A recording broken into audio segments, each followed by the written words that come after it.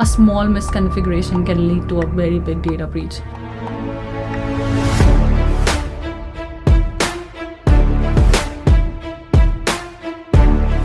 Unfortunately, you have to work so hard that people ignore the cover of the book, right?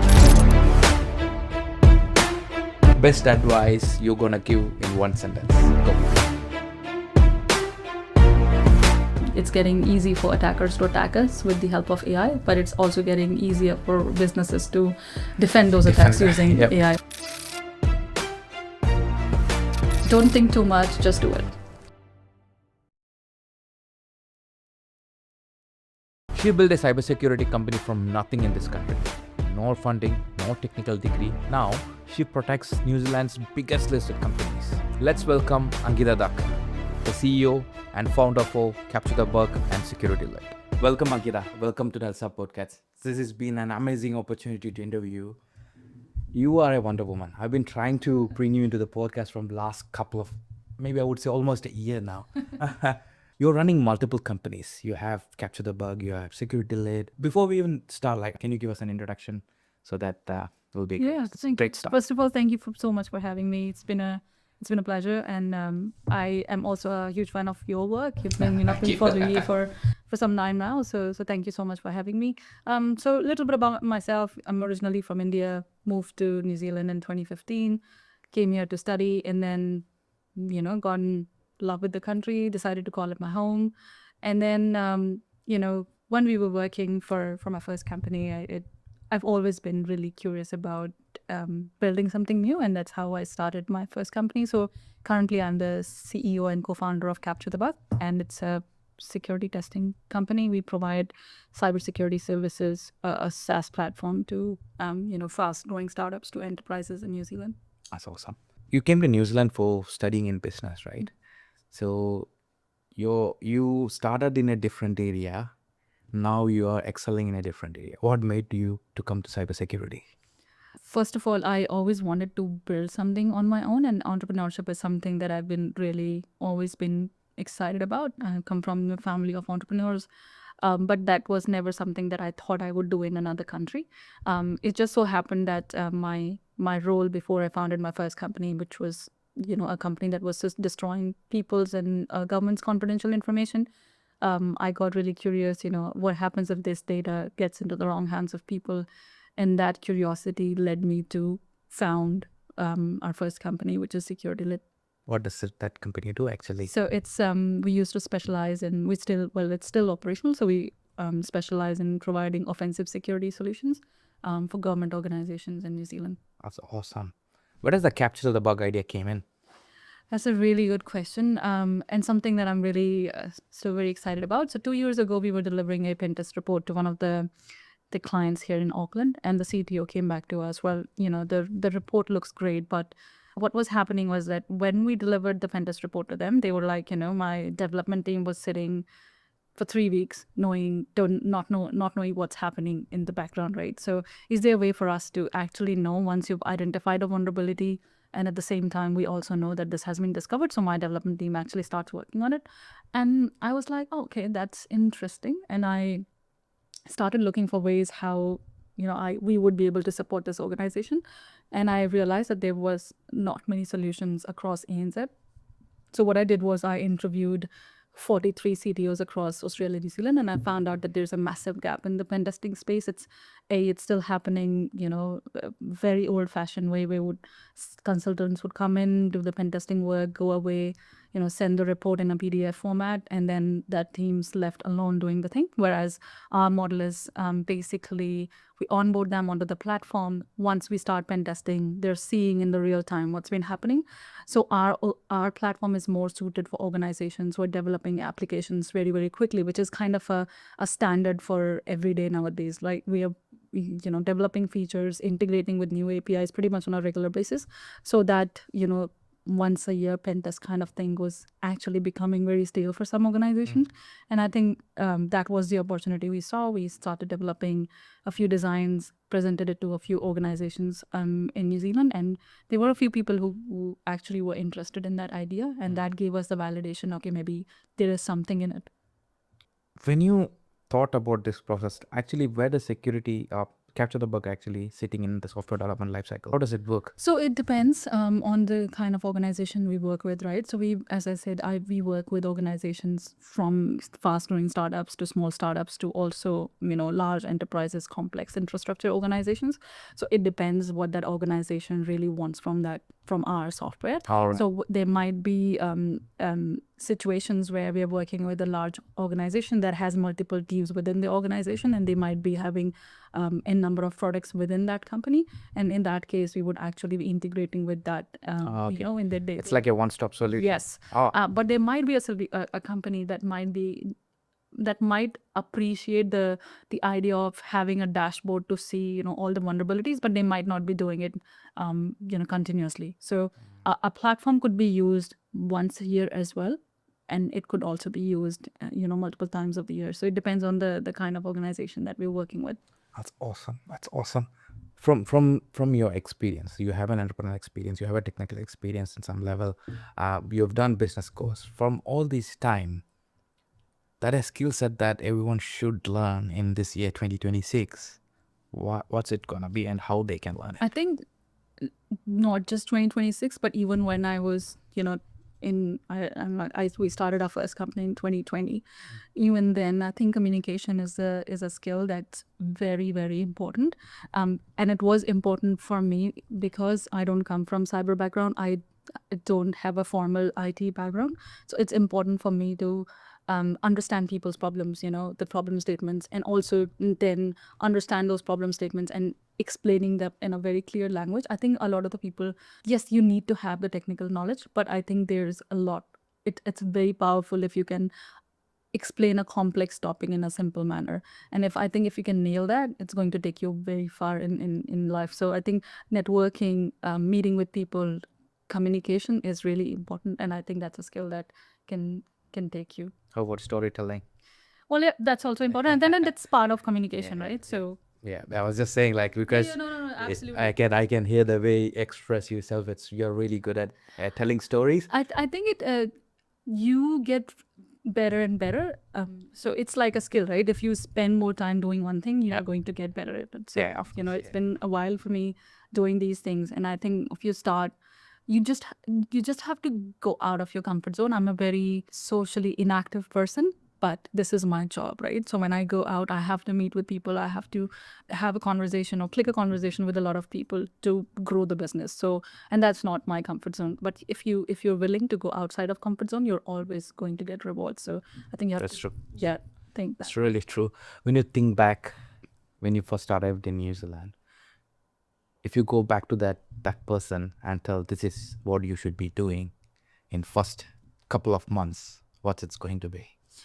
I think, and this is especially for young people, I think it's really important to not become someone else. I think you really need to nurture who you are as a person, but at the same time, I think resilience matters.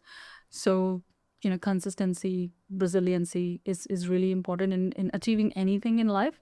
Whether you want to be a photographer, whether you want to start a company, you just have to work hard and be consistent. So if I look back, and I think what I had even then was that, yes, this is a new country, so I'll be, on my own because my family doesn't live here. So I have to work extra hard because, some people who are here, they are working hard, but they have something that I don't have. So I have to actually put more hours and more efforts into it.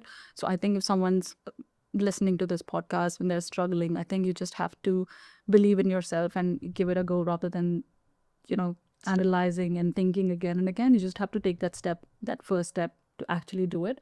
And that builds confidence slowly and gradually. That's awesome. Like, go and do it rather than thinking too much. Yeah. And I think that comes naturally with me, but I can tell that once you take that step, it becomes easier rather than just thinking. You're just wasting your time. Okay. Act first, think later. Yeah. Absolutely. All right. So when you had multiple companies and successful companies, I should be saying that because I want to know, how did you land your first major client? It was not as glamorous as people think. Sometimes from the outside, entrepreneurship looks like, okay, these are people who are running, great companies, going to award functions and, winning awards. But actually that's not even the 0.1%. That might be the outcome of what we do, but that's not the actual work, right? So if I talk about just capture the bugs first, client, even then it took us, I don't know, like maybe 4 months, because what the product that we had 2 years ago is not what we have right now. So we had to, even before the product got launched, I interviewed 43 CTOs. So if you're willing to do that work, if you're willing to, you would understand, right? Like having me on the podcast, it took you so much time. Yeah. So just understand these people are very busy running organizations. You have to, and having 43 people getting their perspective towards pen testing and what they're using, it's a lot of work.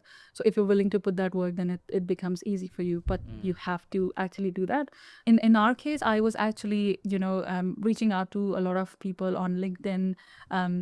When we were working with startups, we realized very quickly and very early that the product is actually more suited to large enterprises, because they have multiple developers internally, and I think they need more help than a company that just needs to use pen testing once a year. Not saying that they can't use the product, but the product's more suited to large organizations. So I started reaching out to stock exchange listed companies in Australia and New Zealand. So I was chasing people on LinkedIn, waiting for their replies, calling them. And one fine day, someone actually came back to me and said, and this actually is a really good guy from E-Road. He actually said, why don't you come to our offices, show us what you've got. And, that's how we actually got that first meeting. Actually, from that first meeting to then signing them as a customer took another 4 to 5 months. Large organizations take a lot of time, reviewing. They have their legal teams, and then a lot of work goes into it. And we also provided them with a pilot, so they can actually have confidence in not just what we're saying is a good product. That gave them the opportunity to then compare us with the solution they already have, and they were really impressed. Thing was tough, but I would love to do it again and again. Awesome. When you said you interviewed multiple people, right? So whether your product was ready or you had an MVP before you go to No. So when I was interviewing 43, so that number I remember, we didn't have the MVP in hand, but I had the idea. So what I was trying to do is having those conversations with those people and then trying to understand if this would work. So I was trying to validate the idea before building the product itself. And once the results, or I would say the sentiment from those 43 people came, it was kind of similar. And that gave us the confidence to go ahead into the MVP. Yeah.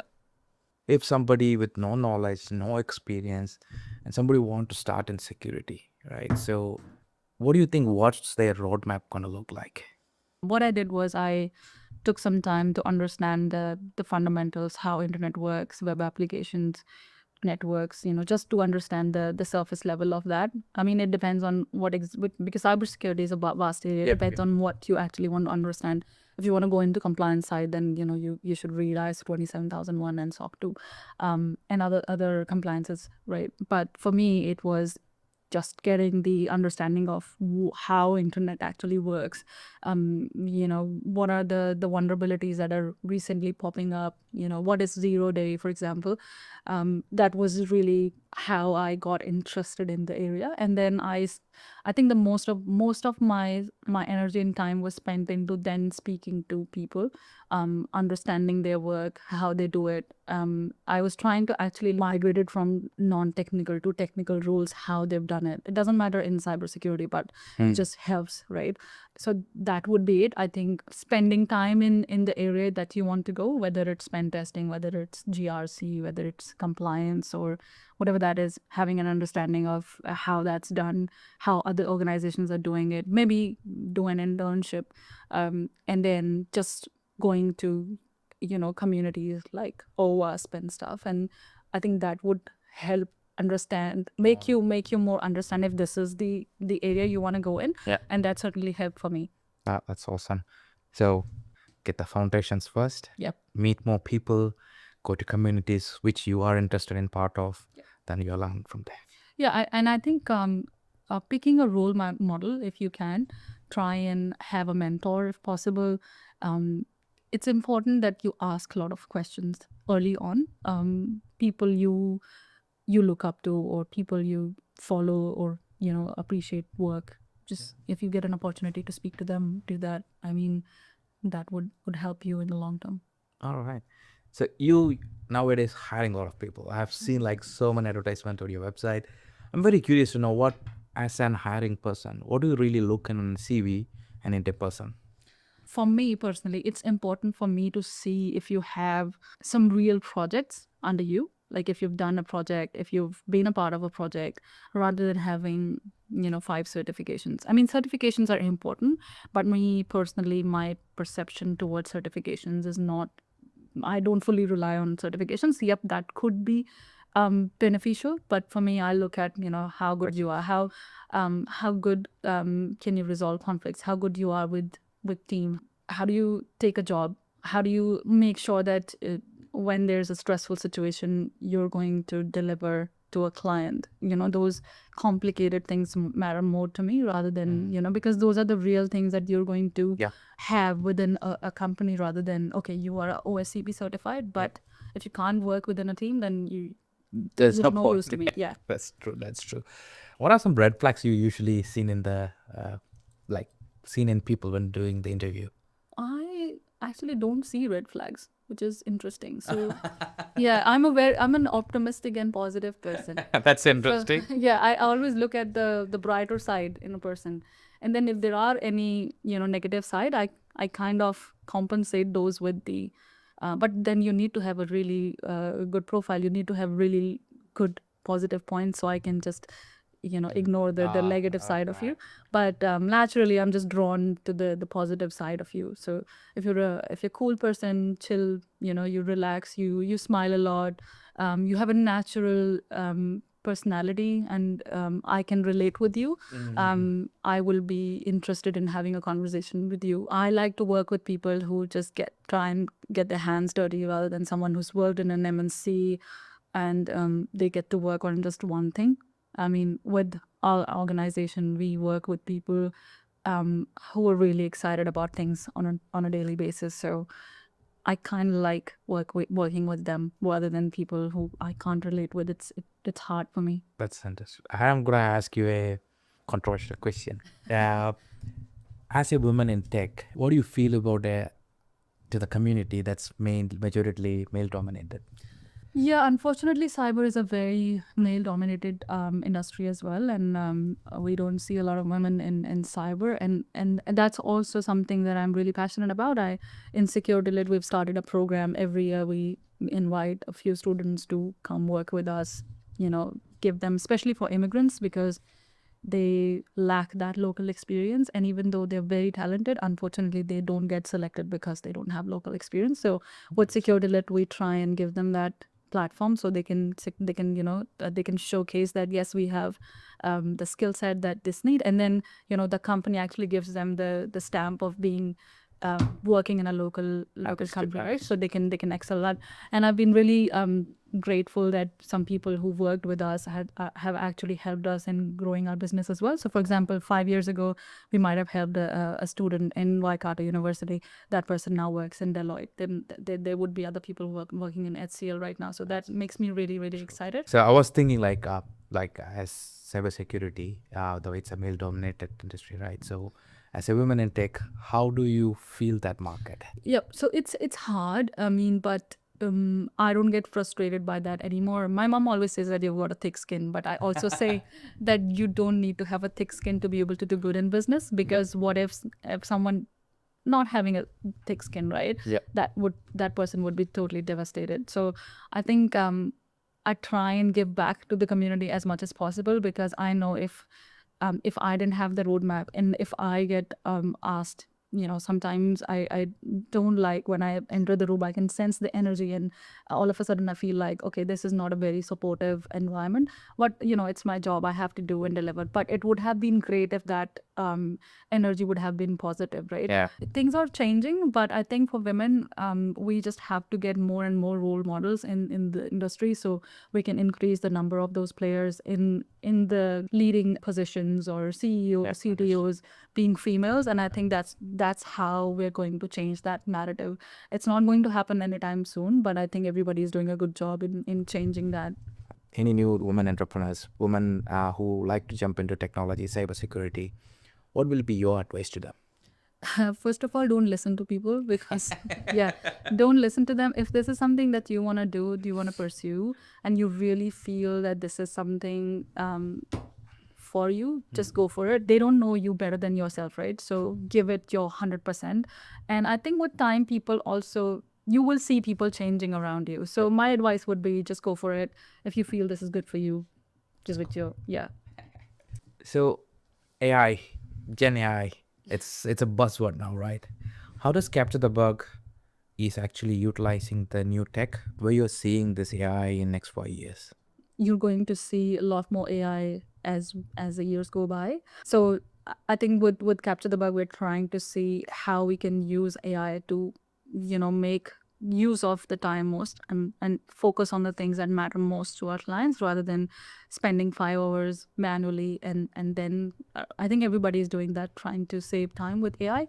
But I think what is interesting within Capture the Bug, and also in the cybersecurity industry, from my perspective, is that even though we have a lot of AI agents, because the kind of work that we're doing, a lot of the times you need that human validation. Human in the loop? Yep. It's now a lot more important, because you're having a lot of AIs doing a lot of the things. So that human in the loop becomes really important now, because if it was a human doing everything initially, now because you're replacing the human with the AI, a lot of the times what would happen is that AI would hallucinate. So you need to have more human eyes on that work. And that's why it's really important to have experts in the field, because you can't, for example, if this was written by AI, you need to still check if this is right? Sure. And that's where the human expertise comes into picture, that you So really need to. that the human in the loop is very crucial in every It stage. is very crucial. Yep. You believe AI is definitely going to be there. It's going to help us to improve our work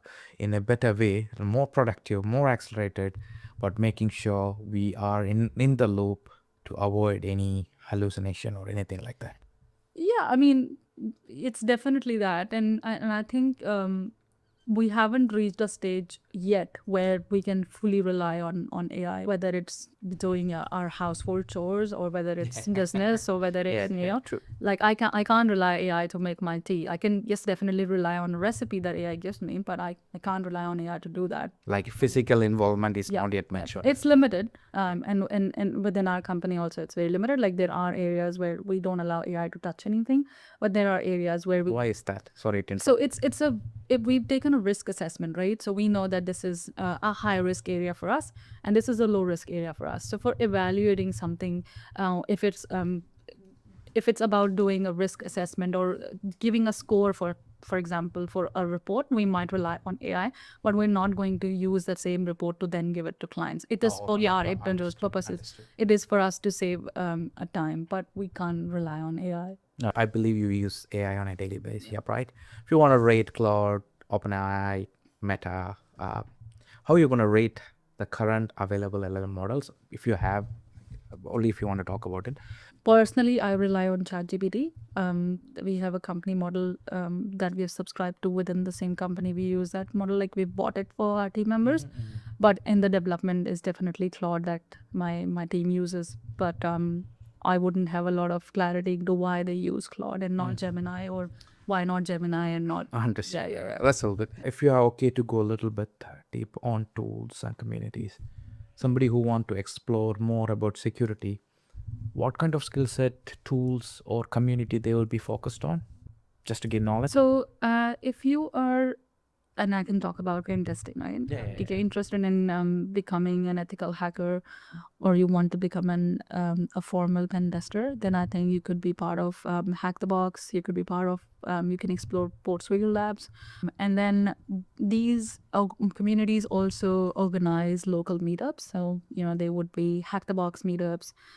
They could be CTFs organized by these as well. Like, for example, for a very long time, SecurityLit used to do capture the flag challenges with the University of Waikato. So we would organize those challenges for students and professionals to then give it a go and see solve those challenges. So you need to just, depending on what you actually want to become, there are certain areas that you could explore: Portfigure, Hack the Box, OWASP. There are open source materials by OWASP community as well. And as I said, they organize meetups locally. I'm pretty sure across the globe they have local meetups. Yeah, it's awesome. So communities go hands-on. Yeah, and B-Sides is a very good, if you're at B-Sides. B-Sides is a global conference that's organized. Okay. So if you're watching from India, there's B-Sides. Different states have their own B-Sides. Like I was a speaker at B-Sides Ahmedabad 2 years ago, which is a very interesting event that happens once a year, every year. And then, of course, depending on where you are, you could even go to B-Sides Ahmedabad. There's B-Sides Delhi, B-Sides whatever. And then there are B-Sides Canberra, Sydney, B-side. I don't see B-sides happening in New Zealand, but other countries have B-sides across the world. fine. Yeah, so you could even part of that. You are actually disrupting the pen testing industry. That's what I feel like. The traditional way of spending tens of thousands of dollars, being strategically, you are destroying it. How Capture the Bug actually playing the role of saving that much of huge consumption of money into a smaller, absorbable way for all the enterprises? How is it changing? What traditionally changed from previous pen testing? Why should somebody switch to your platform? So I'll give you an example. So if I'm a consultant of a pen testing company before Capture the Bug, I'm going to do pen testing for 3 weeks. I'm going to charge thousands of dollars. And this is the report that I'm going to send you. Okay. Your developer is going to receive the report, read it, and then after 2 weeks or 3 weeks, they will come back to you, with that. And then what happens with the report? It gets lost somewhere because you're relying on email communications. This is a very old way of doing it. You lose track of what issues were identified. And mainly you're doing it for, and I'm not saying every organization does that, but mostly it happens because of an annual compliance check, right? With Capture the Bug, that's changing because you're not just paying for one pen test report with the same investment or maybe a little bit more. You're actually buying a subscription that's giving you the access to perform pen testing when you need it and not when the pen testing is due. So, for example, think of you as an organization that used to spend $50,000 once a year on a pen test report. You did the pen test today, but the next pen test is due in, say, 7 months' time. There's no way there are no open ports or no vulnerabilities sitting in that time frame of 6 months. Yeah. What if an attacker comes in, exploit an organization, and then what are you going to do? You relied on one-off pen test, right? What you can do is with Capture the Bug, you can spend that amount on a subscription, and every time you do a feature release, every time you do a new integration with a new product or an API, you can create a new pen test program on the platform, and then every time you create a new pen test program, it notifies our pen testers and you get the vulnerabilities identified in real time. You could also do integrations with Jira, Slack, with whichever ticketing system that you use. So it's a lot more faster, transparent. If a developer doesn't come from a security background and they're struggling to understand what that issue was, they can chat within the platform. So you're not leaving the platform. You're not getting onto calls, organizing meetings. Like the admin stuff gets shorter and shorter. Yep. So it's saving you not just money, it's also saving you and your team time. Yep.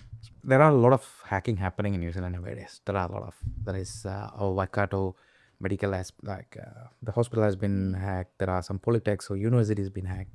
I'm very curious to know what's actually the biggest challenge for these companies to be secure.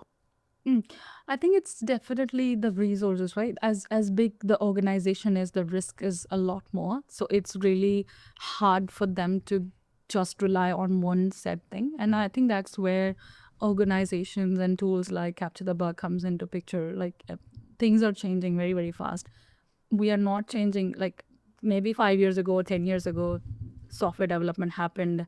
not as regular as it is today, but how we're developing features on a daily basis or on a regular basis these days. You can't rely on pen testing once a year, right? If you do that, then of course you're opening yourselves to bad actors. And I think with these organizations, the challenge is because these are legacy systems. If they don't start doing the things new way, then they're going to struggle. So I think a small misconfiguration can lead to a very big data breach. I'm not saying that it's easy for them to adopt the new way, but they'll have to start from somewhere.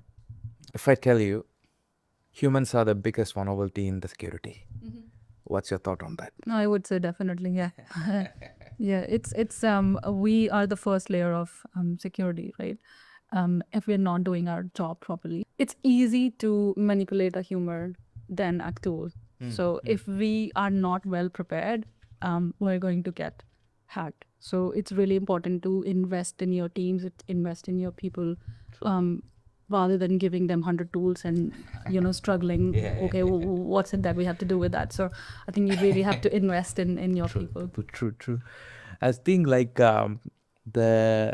because of this AI nowadays, phishings are getting more and more like It's getting easier. Yeah, it's like perfect. Like in the previously it used to be spelling mistakes, phrases, gaps, even the HTML that create to be logging in was like somewhere you can identify something.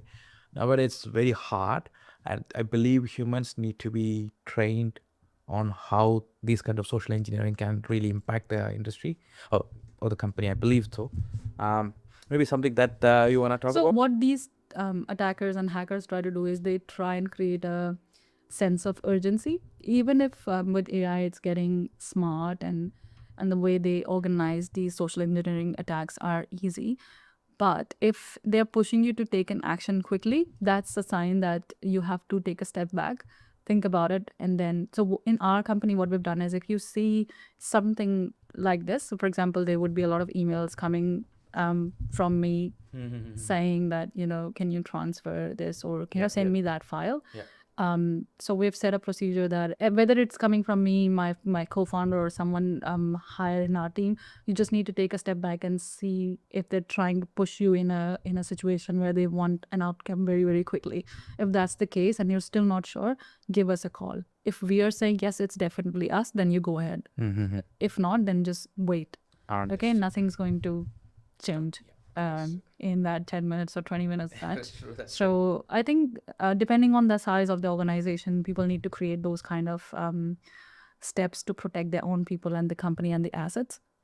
Just like in our case, we've created a simple way of checking that this is how you can do it. Otherwise, it becomes really hard because the way they're sending those emails, it legit looks like coming from CEO of Capture the Bug. If you're a new joinee, it's hard for you to understand whether it's definitely me or someone else.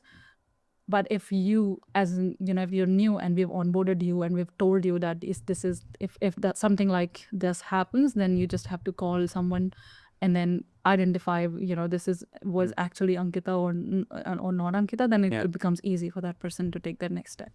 That's very true. I think human intelligence is the most powerful weapon and security. We're going away from having that phone call, right? Yeah. We're just relying on text, and sometimes a simple call just solves a big problem. Yeah. And I think that's what I said to my people. Like, if you're ever confused, just give them a call and ask, hey, did you send me an email? I wasn't sure. And if that person says yes, that was them, problem solved. That's true. So you said you are doing a cybersecurity company which have pen testing going on, right? As a service. I'm very curious to know how you guys are actually doing the pen testing. Are you using any specific agents, or humans are only the person who is doing the testing, or it's mix of both? It's definitely a mix of both. So we are working with the University of Waikato we're doing a research with them to find a way to automate the workflow of a pen tester. So for example, if you're a pen tester and you're doing certain things to identify a vulnerability, how can we use that knowledge to transfer it to AI and then make agents who can do the same thing, or at least reduce or do low level tasks. So for example, if you were scanning websites, so there's a part of pen testing that's called reconnaissance, where you're actually looking at information, dark web, if there were open ports, something like that. But it takes a lot of time. But if an AI agent can do that, pass it on to the human, and now that human doesn't have to do that, monotonous low level task. So I think that's where we are heading, where we're trying to make those not complicated but simple workflows repetitive tasks by AI. I think that's what we're trying to do. But apart from that, I think we are not we're a combination of tool and human intelligence rather than just AI or just human intelligence. I think that's a benefit there. Relying 100% on AI, it's not. I think because we work with a lot of companies that are releasing AI features, it gives me a lot more confidence to not just be on that hype cycle, build an AI product, and then start pen testing from an AI. I think it's very important that a human in the loop is there to identify, validate that, yes, this was actually a valid vulnerability. Otherwise, what would happen is that we're giving a report that would, be, the client would be like, well, this is full of false positives and not a report that we would say, yep, this is exactly it. And that's where the human comes into the picture, where they actually look at everything and they say, yep, this was actually a valid vulnerability. This doesn't make sense. And from there, you actually make a conclusion that, okay, this is the report that makes more sense, and you can go from there. After coming to New Zealand, you have learned a lot of new experience, new knowledge, new pathways, right? If you want to compress all that into 2 minutes, I know it's impossible, but whatever comes to your mind in 2 minutes that our audience would like to know and they can replicate to go faster on their career. I think it would be different for every person, but for me, definitely it was me exposing myself to a lot of different things, because then early on it definitely helps you to pick something that is more interesting to you. Because before actually starting cyber, I was actually doing photography. I did that for 2 years. No, awesome. And then I was into real estate for some time. I was actually one paper away from becoming a real estate agent. So when you're young, you can actually, that's the thing you could do, just expose yourself to different things. And I think with time you'll pick something that would keep you motivated in the long term. I never did this for money. I did this because I really enjoyed it, and money came with that. And I think that's really important. If you want to do photography, it's so good that, people want to work with just you. So whatever you pick, just master yourself within that field. And I think early on, if you've identified that this is the field that you want to go in, try and network with people, try and speak to as many people as possible. Go onto YouTube, listen to podcasts, admire people's work, try and communicate with them as much as possible. Be part of communities, be part of larger networks where you can expose yourself, share your views. And I think with time you will see you're becoming a finer version of you, because early on you don't know what you're doing. A lot of the times, even the experts, we call them experts because they're learning and adapting very, very quickly, and that's why they become confident versions of themselves. But if you look at where they started, they were just figuring out things. So it's okay to figure out things. Eventually you'll figure out a way to be where you want to be. All right. And also where we come from, where we are, in life and personally and professionally also happens. It also determines where and what you want to do. Like, for example, and in most of the people that ask me, so should we start a startup? That also depends on where you are. Like when I started, I just wanted to give it a crack, because I always knew that if this doesn't work out, then I can always go back to a job, right? But that might not be a situation for you. If you have family, if you have kids to feed, that you may not go into that risk. Yep. I did not have that a huge risk, so I was like, okay, I'm okay to take that risk. So that also depends on where you are in your life. But if this is something you want to do, you feel that this is right for you, and you have people to support you, then I would definitely say go for it. Awesome. So if somebody want to crack security jobs, there are huge appreciation on having certificates, right? So I'm just curious to know, what certificates do you recommend? As it can be a certificate, it can be a CEH, it can be CISSP, it can be Security Plus. But what do you think is the best certification at this stage? I know certification itself won't gain any knowledge, but somebody want to understand the foundations of cybersecurity pen testing. What do you recommend? It's definitely beneficial. I'm not saying not go for certificates, but they're not magic. So you can definitely start with CEH. It helps build that, and not just the knowledge, but you can also see, because sometimes what happens is, I've seen even within my team, they want to be really good pen testers, but I can see that the way they are designed and the way they think is actually more suited towards compliance. So it depends. But I think if you take certifications, that's going to help you or give you the signal that this is the right direction you're in. But if you're a beginner, I think start with CEH. CISSP is like when you're 5 years into your journey. That's when CISSP happens. If you want to really go deep dive, do really technical, and then I think OSCP becomes one. CRTP is again another one if you are interested in red teaming and stuff like that, right? So I think don't focus on certificates when you're starting early on. I think focus on CTFs, okay, capture the flags. Try and solve as many CTFs as possible. Try and learn the basics very solid, like really have a good understanding of the fundamentals of web applications, mobile applications, iOS, and pick something to begin with. Like don't try and do web, mobile, Wi-Fi at the same time. Try and pick something. Pick one. Because if you're doing to pick multiple things at one time, you're going to feel, I'm not progressing, I'm not doing anything. So just pick one. Once you see some progress, and then it's going to come naturally to you. Okay, now that makes sense. Now I can pick web with API. So I think that would be my suggestion. We've been told in an old interview, I believe, or in a post, that you've been asked, who's the owner again? Multiple times at the same meeting. What was that feeling like? What do you think that they have that expression? Well, I understand why my mom says that I have a thick skin. That definitely helped during that conversation. But I was really blank faced. And I think when you look like this in a new country and when you're young and you're trying to share something that you really believe in, unfortunately, there would be some people that may not agree with you. And they're going to say, well, judging by the cover? Yeah. So that's why if you have Indian audience and people watch Zakir Khan, he says a very good thing where he says, don't judge a cover by its book, but unfortunately you have to work so hard that people ignore the cover of the book, right? So that would be my suggestion as well. Work so hard that people actually ignore the cover of the book. But initially, definitely people are going to judge by the cover. Understood. Yeah. When you say look like this, right? You mentioned when you look like this. What do you mean by that? Having a background that's not as similar to what that person is or believes in. Yeah. Sometimes paints a different picture of you, right? And I believe that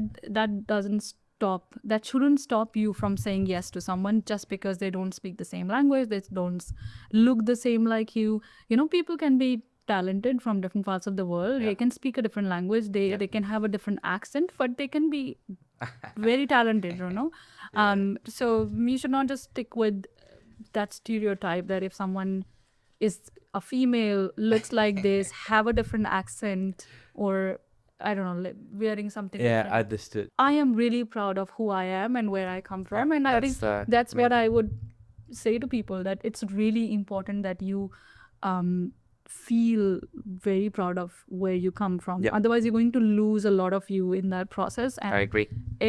You're going to regret it. I mean, become the best version possible, but just don't lose where you come from and who you are as a person, because that gives you the strength in a new country. True.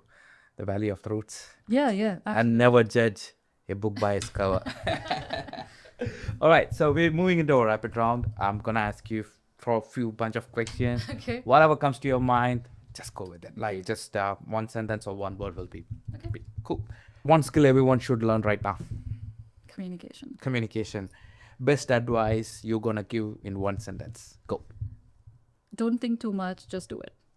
If you wish you knew this when you are on your 20s, what's that gonna be?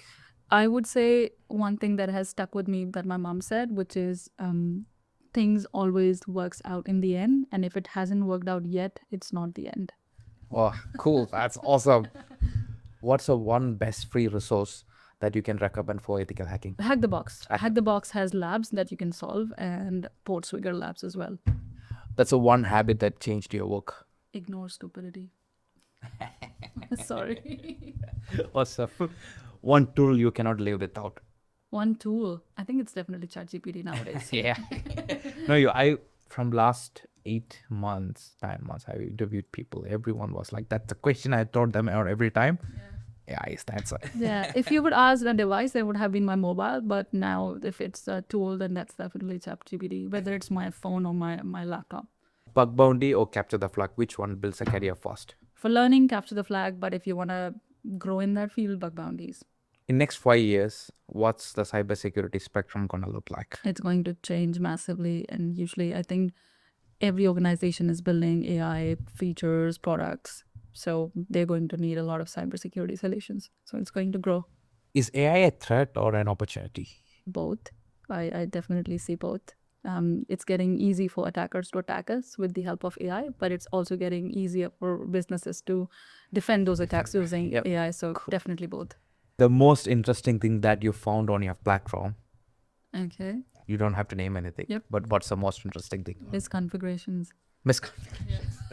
It's like massive. Yeah. And then, and that could lead to some interesting things. I know you are busy, like it's always the case. I wanted to be in the podcast because you're doing a lot of things and some amazing work.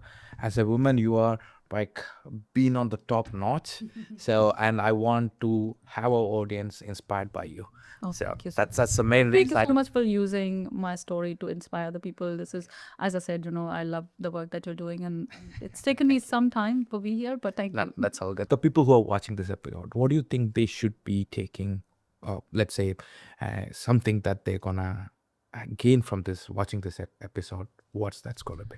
Well, I think they're definitely be inspired that if you're thinking about something, if I can do this in a new country without knowing what cybersecurity was, I think they would definitely be inspired that they can give it a try at least and find out.